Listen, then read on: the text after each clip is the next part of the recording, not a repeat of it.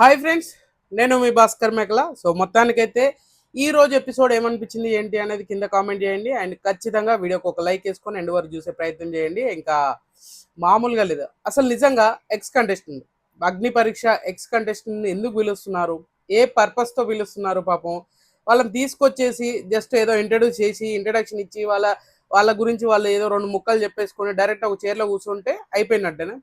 వాళ్ళని తీసుకొచ్చింది ఏంది, ఆ ఒక్కొక్కరికి ఒక్కొక్క పవర్ కార్డ్ అనమాట. సో అది వాళ్ళకు అది స్పెషల్గా వాళ్ళే గేమ్స్ పెట్టి వాళ్ళే గేమ్స్ని చూసుకుంటూ వాళ్ళే జడ్జ్ చేసేటట్టుగా ఉండాలి. కానీ మొత్తం అంతా శ్రీముఖే చేస్తుంటే అసలు వాళ్ళని తీసుకొచ్చి ఏం లాభం, యూజ్ ఏమన్నా ఉందా అసలు? సో నిన్న ఆల్రెడీ ముగ్గురిని తీసుకొచ్చారు, ముగ్గురిని తీసుకొచ్చి ఆ ముగ్గురితోటి సేమ్ అదే టాపిక్ అనమాట.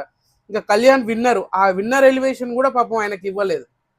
సో ఈ రోజు కూడా ముగ్గురిని తీసుకొచ్చారు. అండ్ డెమోన్ పవన్, దివ్యానికిత, హరీష్ గారు. సో వీళ్ళు ముగ్గురిని తీసుకొచ్చి ఏమన్నా యూజ్ ఉందా? జస్ట్ తీసుకురావడము, కూర్చోబెట్టడము, పంపించేయడము, అలాగే ఉంది తప్పితే అంతకు మించి గేమ్ లేదు. సో ఏదో జరగబోతుంది, పాపం ఎక్స్ కంటెస్టెంట్స్ వస్తున్నారు కదా, వీళ్ళు గేమ్స్ ఆడిపించి రచ్చలేపుతారు అని చెప్పేసి అనుకుంటాం. సో తీరా చూస్తే అక్కడ ఏమీ ఉండదు, అంతా ఉత్తముచ్చటే. సో ఆ రేంజ్లో జరుగుతుంది అనమాట. సో మొత్తానికి ఈ రోజు ఏం జరిగింది, ఎన్ని టాస్కులు, సేమ్ యాజ్ యూజువల్గా 3 టాస్కులు జరిగినాయి. ఆ 3 టాస్కులలో ఒక్కొక్కరు గెస్ట్ ఎవరు వస్తారో వాళ్ళు టాస్కులు పెట్టి ముగ్గురిని గెలిపిస్తారు. వాళ్ళు టాస్కులు పెట్టరు, జస్ట్ వాళ్ళు స్టేజ్ మీదకి వస్తారు. ఆ తర్వాత శ్రీముఖి గారే టేక్ ఓవర్ చేసుకొని మొత్తం అంతా చెప్తూ ఉంటారు అనమాట. మిగతా ఏం ఉండదు, జడ్జెస్ కూడా పెద్ద యూజ్ కూడా ఏం లేదు. ఎందుకంటే జడ్జెస్ కూడా పెద్దగా మాట్లాడి అంత ఏది రైట్ ఏది రాంగ్ అనే డెసిషన్స్ కూడా అవసరం లేదు. డైరెక్ట్ చెప్పేయడం, టక్ టక్ కొట్టే కట్టే అన్నట్టుగా తీసుకొస్తుంది అనమాట. సో మొత్తానికి నాకు నచ్చింది ఏంటంటే డెమోన్ పవన్ కి నిజంగానే వర్తబుల్ ఎలివేషన్ అయితే ఇచ్చారు. విన్నర్ ఎలివేషన్ కంటే డెమోన్ పవన్ ఎలివేషన్ అయితే చాలా బాగా అనిపించింది. ఆ స్టేజ్ మీదకి వచ్చినప్పుడు కానీ, ఆ మాట్లాడిన విధానం కానీ, కంటెస్టెంట్స్తో అందరితో డాన్సులు చేయడం కానీ, ఆ తెలియని ఒక హ్యాపీనెస్ అనేది క్రియేట్ చేయగలిగాడు. అంటే ఆ కంటెస్టెంట్స్లో కూడా తనకంటూ ఉన్న మార్క్ని అది క్రియేట్ చేయగలిగాడు. సో అది క్లియర్గా అర్థమవుతుంది. నాకు అది చాలా బాగా నచ్చింది. అబ్బా, మీరు ఎవరేమనుకున్నా ఏందనుకున్నా, సో మొత్తానికైతే మనోడు ఫిజికల్గా ఇంకా ఫిట్ ఉన్నా అని చెప్పేసి మళ్ళీ సేమ్ ఆయన స్టంట్స్ ఏదైతే అగ్ని పరీక్షలు చేశాడో, సో చేతుల మీద నడవడము, ఆ టాస్క్ని మన ఎవరు రామకృష్ణతో కలిసి షేర్ చేసుకుంటాడు. అండ్ చాలా బాగా అనిపించింది ఆ విషయం అయితే నాకు. ఇద్దరు కూడా చేస్తారు. అండ్ నేను ఇది చేయడం చాలా కష్టం అని రామకృష్ణ చెప్పి మనోడు కూడా చాలా, నాకు 1 year పట్టింది సార్ నేను దీన్ని చేయడానికి అని చెప్పేసి చెప్పడం అయితే బాగుంది. తర్వాత బ్రేకప్ స్టోరీ ఒకటి చెప్తారు. ఆ సృష్టి బ్రేకప్ ఎందుకు చేసుకుందో తెలియదు కానీ అగ్ని పరీక్ష కోసమే చేసుకున్నట్టుగా అయితే తెలుస్తుంది. బట్ మరి అది ఎంతవరకు నిజమా ఏంటో తెలియదు కానీ నాకైతే మెంటల్ వస్తుంది ఆ బ్రేకప్ స్టోరీకి. సో దీని మీద ఒక స్పీచ్ అనమాట, మామూలుగా కాదు, మోటివేషన్ స్పీచ్ ఒకటి ఇచ్చేసి తర్వాత డాన్స్ చేస్తాడు. ఏమన్నా ఉన్నారా పేరు అన్నట్టుగా ఉంది. అంటే నీకు ఎవరు నచ్చారంటే సృష్టి పేరు చెప్తాడు, ఆమెతోటి బ్రేకప్ స్టోరీ ఇదంతా చేసి ఒక సాంగ్ చేసి ఇరగదీసేస్తారు అనమాట. సో మొత్తానికి ఈయన టాస్క్ ఒకటి పెడతారు అనమాట, మైండ్ టాస్క్. సో మెమరీ అనమాట, మెమరీ టాస్క్ అనమాట. సో మైండ్ గేమ్ అనుకోండి, ఒక బాక్సులు ఒక 10 బాక్సులు తీసుకొస్తారు. ఆ 10 బాక్సులు అంటే బాక్సులు లాగా గీసేసి దాంట్లో ఒక్కొక్క ఐటము, అంటే వీళ్ళు స్క్రీన్ మీద ఒక బోర్డు చూపిస్తారు, ఆ ఐటమ్స్ ఉన్న బోర్డు అనమాట. ఆ బోర్డుని ఎవరైతే కరెక్ట్గా ఆ బోర్డులో ఉన్నట్టుగానే ఈ బాక్సులలో అరేంజ్ చేయగలిగితే వాళ్ళే విన్నర్ అనమాట. ఇది టాస్క్. సింపుల్గా అనిపించినా చాలా మైండ్తో ఆడాలి కాబట్టి చాలా అంటే చాలా ఎక్కువగా ప్రెజర్ అయిపోయే ఛాన్స్ అనమాట. సో అందుకనే సో ఇది చేయడానికి సృష్టి అండ్ రామకృష్ణ వీళ్ళిద్దరిని డెమోన్ పవన్ కనెక్ట్ అయ్యాడు కాబట్టి వీళ్ళిద్దరితో ఆ టాస్క్ అయితే చేపిస్తాడు. అందులో నిజంగానే బాగా ఆడారు అని అంటే బాగానే ఆడారు. కన్ఫ్యూజన్లో అటు ఇటు అయిపోయింది. సో దాంట్లో టాస్క్లు ఏంటి అని అంటే మోస్ట్లీ వాళ్ళకి ఒక 30 seconds చూపిస్తారు. ఆ 30 seconds తర్వాత మళ్ళీ డిస్ప్లే నుంచి తీసేసి మీరు ఆ మెమరీ తోటి ఆ బాక్సులు ఫిల్ చేయాలి. అన్ని ఎక్కడ ఉన్నాయి అక్కడ బాక్సులు ఫిల్ చేయాలి. అందులో ఎన్ని రైట్ అయితే ఎవరు ఎక్కువ రైట్ చెప్తే వాళ్ళు విన్నర్ అనమాట. సో అలా వీళ్ళకి ఏంటంటే చిన్న మానిటర్ లాగా పెట్టి దాంట్లో ఒక 5 times చూసుకోవచ్చు. సో అలా చేస్తే మొత్తానికి ఇద్దరిట్లలో సృష్టి ఏమో 10 రైట్ చేస్తుంది అండ్ చాలా బాగా. అండ్ తర్వాత వచ్చేసరికి మాత్రం రామకృష్ణ 4 రైట్ చేస్తారు. మనోడు కలర్ కన్ఫ్యూజన్ అయిపోయాడు. బాక్స్లో ఓన్లీ షేప్స్ ఒకటే చూసాడు కానీ కలర్ కూడా మ్యాచ్ చేయాలి కదా. సో అక్కడ ఉన్నది యాస్టీస్గా పెట్టాలి కాబట్టి అది మిస్ఫేర్ అయింది. సో మనోడైతే ఓడిపోవడం అండ్ సృష్టి విన్నర్ అయింది. బ్లైండ్ కార్డ్ వచ్చింది అనమాట ఆమెకు కూడా, same blind card and power కార్డులోనే. సో బ్లైండ్ కార్డ్ ఒకటి వచ్చింది. ఆ బ్లైండ్ కార్డు ఎవరికి ఇవ్వాలి? సో బ్లైండ్ కార్డ్ అన్నప్పుడు వీళ్ళ దగ్గర పెట్టుకోవడం అనుకుంటుంది. పవర్ ఏదైనా ఉంటాయి, రీప్లేస్మెంట్ ఏదైనా ఉంటే చేసుకోవచ్చు.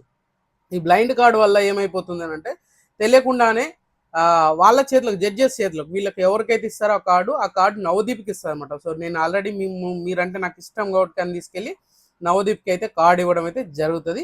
సో నవదీప్ కూడా చూసుకుందాం అన్నట్టుగా చేసుకుంటారు అనమాట. సో అలా ఏదో చేద్దాం అనుకొని ఏదో చేశారు, బట్ వర్కౌట్ అయింది. ఆ తర్వాత మనోడిని పంపించేయడం, వెళ్ళిపోవడం అన్నీ జరిగిపోయింది, ఫాస్ట్గా జరిగిపోయింది అనమాట. సో తర్వాత శ్రీముఖి అంటది, అంటే ఈయన మనోడు గెలిచింది కదా, గెలిచినప్పుడు శ్రీముఖి ఒక డైలాగ్ ఇస్తుంది, పరమ చెత్త డైలాగ్ అనమాట. సో మనోడు వేసుకున్నాడు, తూ నా బతుకు అనే టాటూ వేపించుకున్నాడు కదా, ఆ టాటూ చూసుకోపో అని చెప్పేసి అని అంటది. ఈ శ్రీముఖికి ఏందబ్బా ఇంత ఓవర్ యాక్షన్, ఇంత అవసరమా అనిపించింది నాకైతే. సో మరి మీకేమనిపించింది ఏంటైతే నాకు కామెంట్ చేయండి.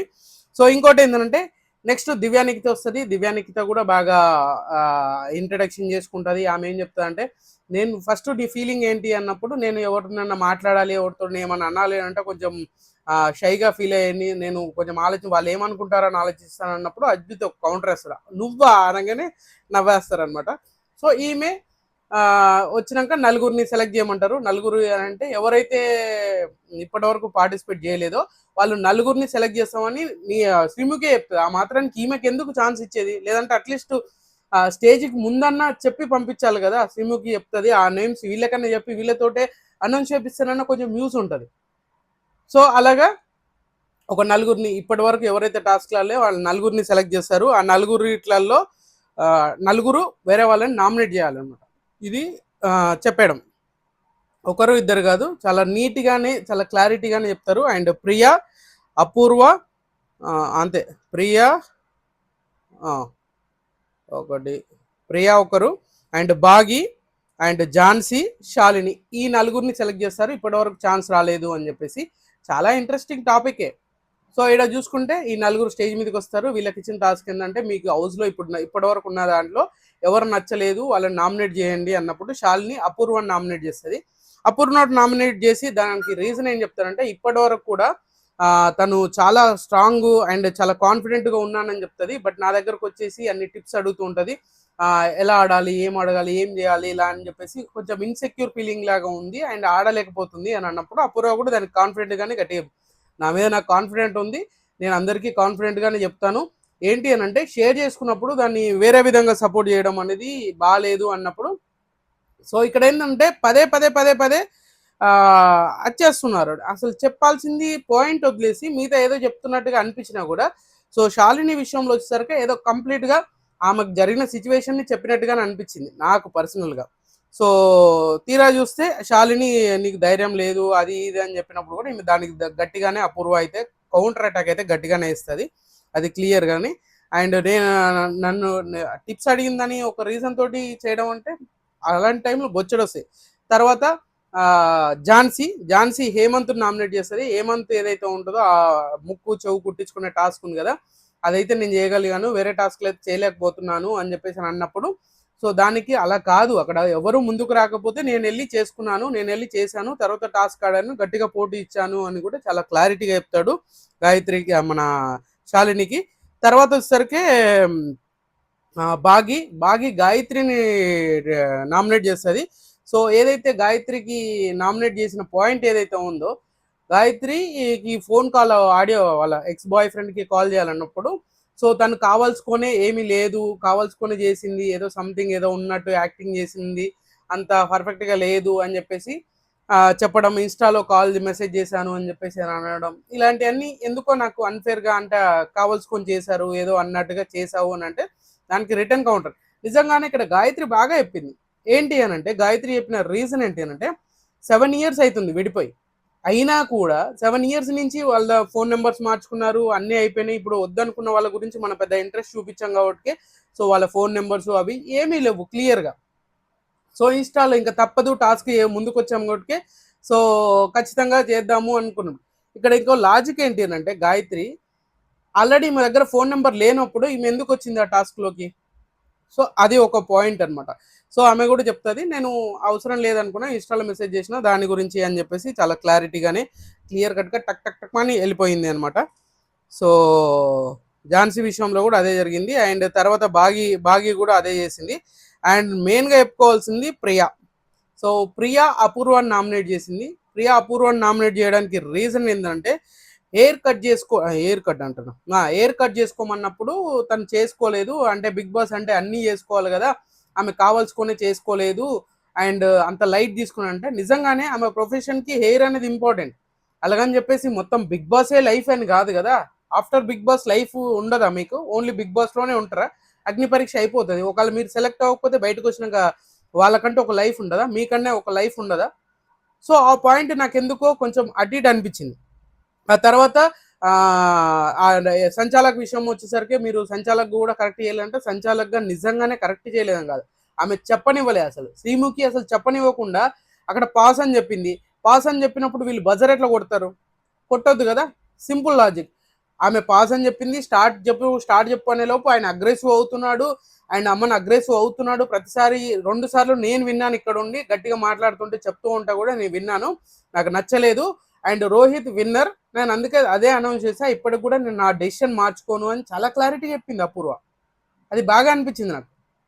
దానికి చరణ్ లేచేసి నువ్వు నిన్న కూడా అదే చెప్పావు, ఈ రోజు కూడా అదే చెప్పావు అని మధ్యలో ఈ పుల్ల బొచ్చలక పుల్లలు వేస్తున్నట్టు అనిపించింది నాకు.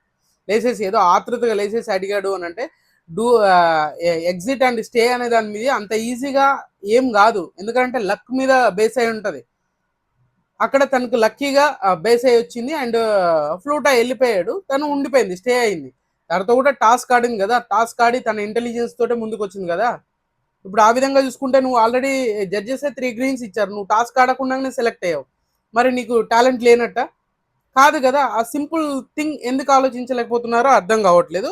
సో దానికి మధ్యలో వచ్చేసి టక్ టక్ అని ఆపేసి ముందుకెళ్లారు. ఆ క్లారిఫికేషన్ ఎందుకో మరి అపూర్వ కొంతమందిని విషయాలు వచ్చేసరికి మాత్రం కట్ చేసుకుంటూ పోతున్నారు అనమాట. సో అది నాకు నచ్చలేదు. బట్ ఇక్కడ దివ్యానికితను పిలిచి ఈ నలుగురిట్లలో నీది ఎవరిది బెస్ట్ ఆప్షన్ అనిపించింది అంటే బాగి అండ్ మన ప్రియా, వీళ్ళిద్దరూ కంటెంటర్గా నాకు నచ్చారు. వీళ్ళిద్దరిని టాస్క్ ఆడిపిస్తారు. ఇదంతా వీళ్ళని కంటెంటర్గా సెలెక్ట్ చేయడానికి ఇదంతా టాస్క్ పెట్టారు. అర్రే అదిరిపోయింది కదా. సో తర్వాత వీళ్ళిద్దరు ప్రియా అండ్ బాగి ఒక టేబుల్ ఇస్తారు, దాని మీద కొన్ని ఐటమ్స్ ఇస్తారు. ఐటమ్స్ ఏంటి అని అంటే మన స్కెల్టన్, చిన్న స్కెల్టన్ బొమ్మ ఒకటి, తర్వాత గిటార్ ఒకటి అండ్ చికెన్ బోను, షూ ఫ్రూట్ అనమాట, షూ పెద్ద షూ ఒకటి పెడతారు, ద్రాక్ష అంటే గ్రేప్స్ ఒకటి అండ్ టేబుల్ ఒకటి. సో ఈ టేబుల్ మీద ఇవన్నీ ఉంటాయి. ఈ అన్నిటిని వీళ్ళు కరెక్ట్గా చేతులతో మెజర్ చేసి డైరెక్ట్గా అక్కడ స్కేల్ బోర్డు పెడతారు, ఆ స్కేల్ బోర్డు మీద కరెక్ట్ చేయాలి. ఇక్కడ ట్విస్ట్ ఏంటి అంటే వీళ్ళు ఏదైతే టేబుల్ మించెల్లి తీసుకొని పోతారో ఆ టేబుల్ మించెల్లి తీసుకొని హ్యాండ్స్తో పెట్టుకొని టైర్స్ ఉంటాయి, టైర్స్ దాటేసినాక కొంచెం డోర్ ఉంటుంది, ఆ డోర్ తీసుకొని వెళ్ళి కొంచెం దూరం వెళ్ళినాక స్కేల్ అనేది పెడతారు అన్నమాట. సో అప్పుడు ఖచ్చితంగా వాళ్ళకి ఏమైపోతుంది, మనం ఇక్కడ ఇంత పెట్టిన దాన్ని ఇక్కడికి వచ్చేసరికి ఇంత అవ్వచ్చు, బట్ డిఫరెన్స్ అనేది ఎక్కువ ఉంటుంది కాబట్టి ఆ విధంగా టాస్క్ అంటే ఇది కూడా కొంచెం మైండ్ గేమ్ అనుకోవచ్చు. అలా పెట్టిన దాంట్లో ఆల్రెడీ స్కెల్టన్, గిటారు ఇవన్నీ కూడా పెట్టిర్రు. అండ్ వాళ్ళకు ఎవరు దగ్గరగా ఎవరెవరు ఉన్నారు ఏంటి అని అంటే ఫస్ట్గా ప్రియాకి 3 పాయింట్లు వస్తాయి అండ్ బాగీకి 3 పాయింట్స్ వస్తాయి అనమాట. సో టై అయిపోతాయి. టై బ్రేకర్గా ఇంకొకటి అయితే పెడతారు, అది సుత్తి అనమాట, అంటే హ్యామర్ పెడతారు. హ్యామర్ని ఎవరైతే కరెక్ట్గా జడ్జ్ చేస్తారో అది వాళ్ళు విన్నర్ అవుతారు.